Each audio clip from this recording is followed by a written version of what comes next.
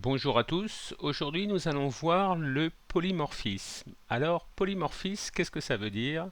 Ça veut dire poly plusieurs, morphisme une forme. Donc ça veut dire que quelque chose peut apparaître sous plusieurs formes possibles.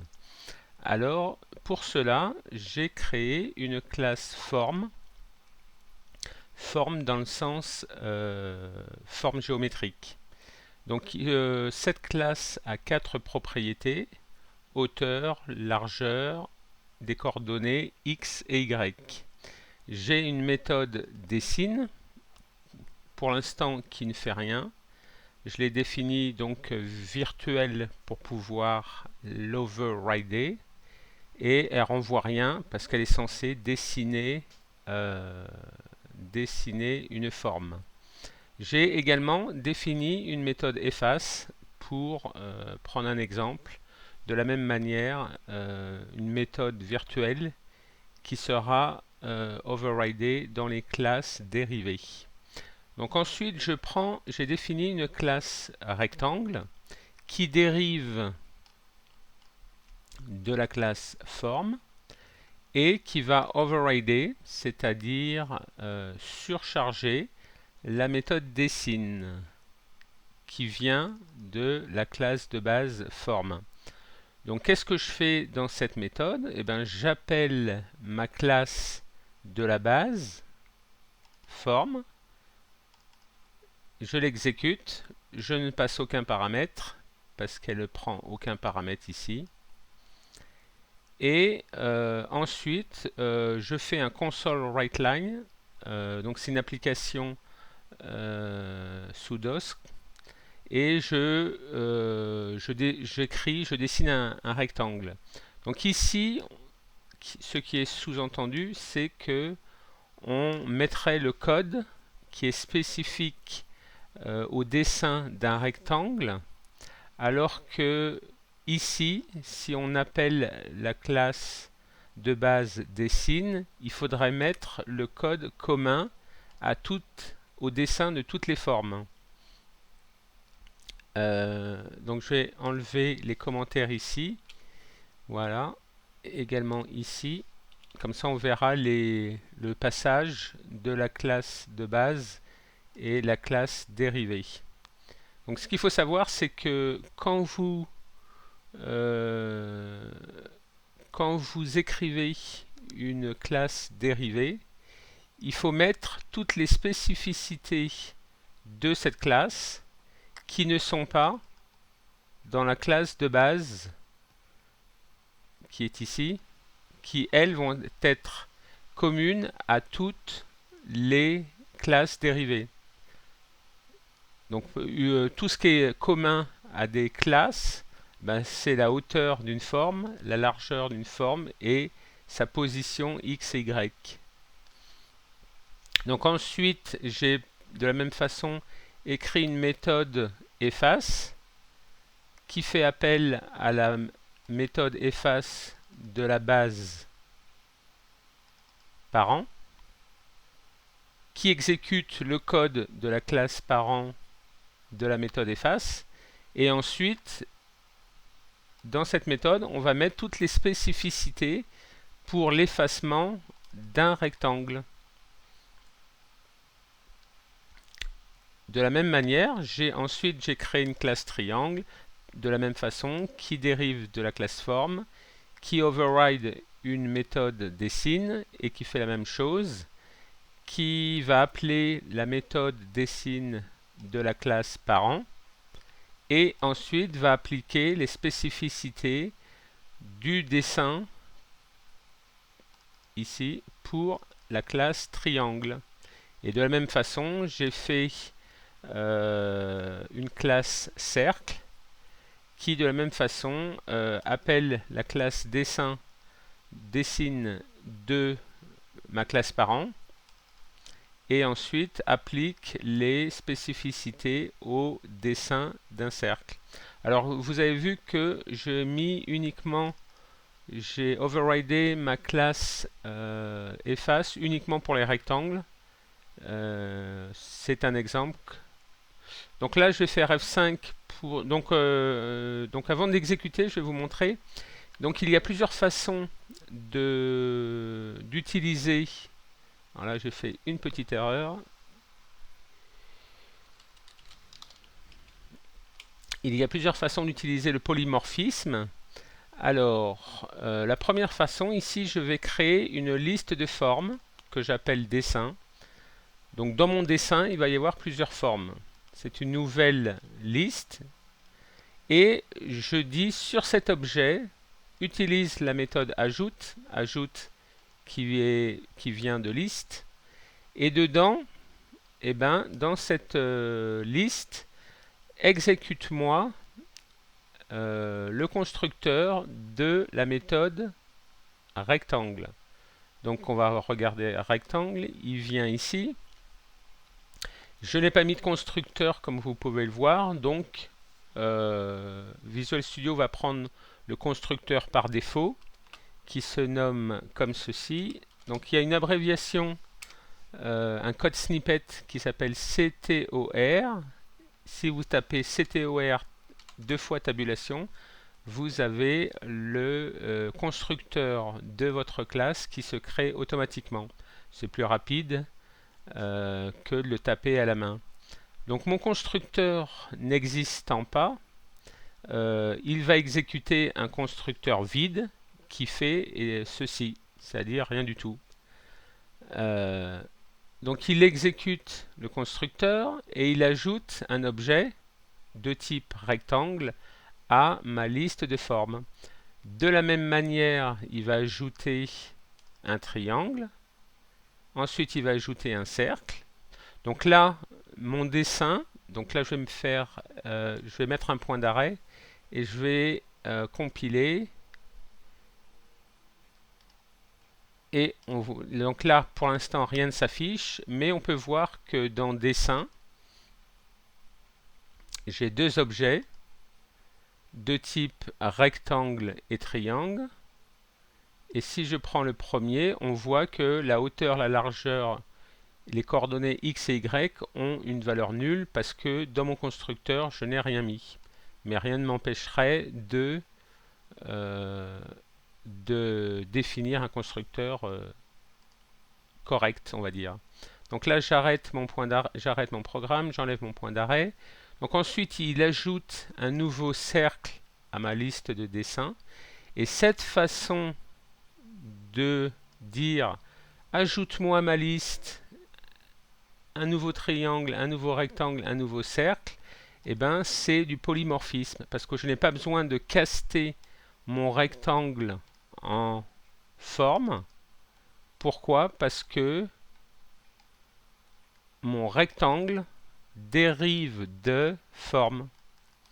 Donc le compilateur est assez intelligent pour dire bah, je vais le caster tout seul et je vais le mettre dans dessin parce que je sais transformer un rectangle en forme. Donc ça c'est une première façon. Et la deuxième façon d'utiliser le polymorphisme, c'est de dire que ma méthode virtuelle dessine, qui est ici, de ma classe forme, eh ben on peut l'appeler, vu qu'elle est overridée, dans chaque classe dérivée. Donc c'est-à-dire que dans ma classe rectangle, si je fais un dessine, ben, il va exécuter ce code-là.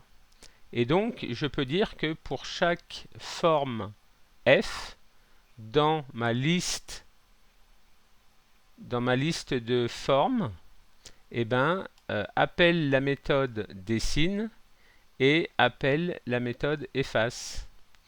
Donc, c'est ce que nous allons voir maintenant. Donc, je vais appuyer sur F5 ou cliquer sur le bouton continuer. Et là, on peut voir que pour chaque forme f dans dessin, donc il y en a trois, rectangle, triangle et cercle, et bien d'abord, il est dans la classe base des formes, c'est-à-dire il va venir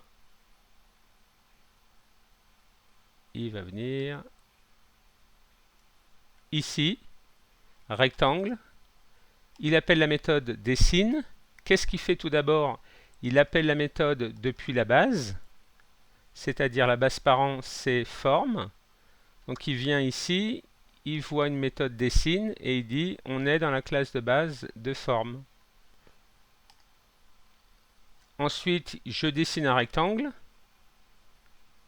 Donc une fois qu'il a exécuté cette ligne-là, eh ben, il dessine les spécificités, il applique les spécificités de la classe, de la méthode dessine de ma classe rectangle.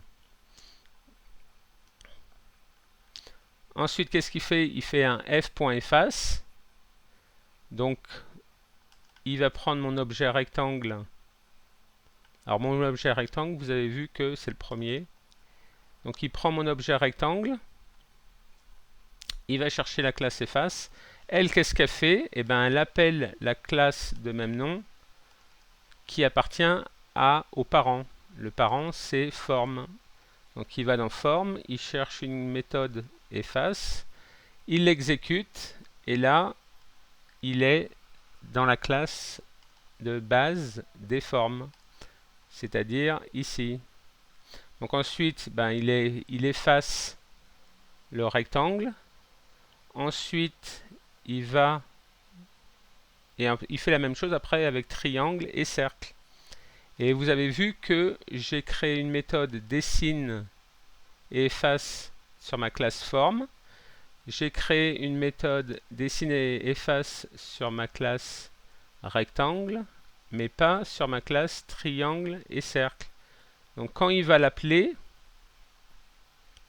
eh ben, il ne va pas la trouver, et donc il va continuer. Donc on est dans la classe de base, on dessine un triangle, on revient dans la classe de base, mais il n'y a pas de méthode efface pour ma classe triangle, donc je fais rien. Ensuite, il revient dans ma classe de base, il passe ensuite à ma classe cercle, il trouve une méthode dessine, il arrive ici, je dessine un cercle, mais il ne trouve pas de méthode efface, donc il ne fait rien. Voilà, je dessine un cercle. Donc ce qu'on peut aussi faire, c'est que je vais mettre un point d'arrêt ici sur mon for each. Je vais déjà terminer, appuyer sur une touche pour terminer mon programme. Je vais le relancer par F5.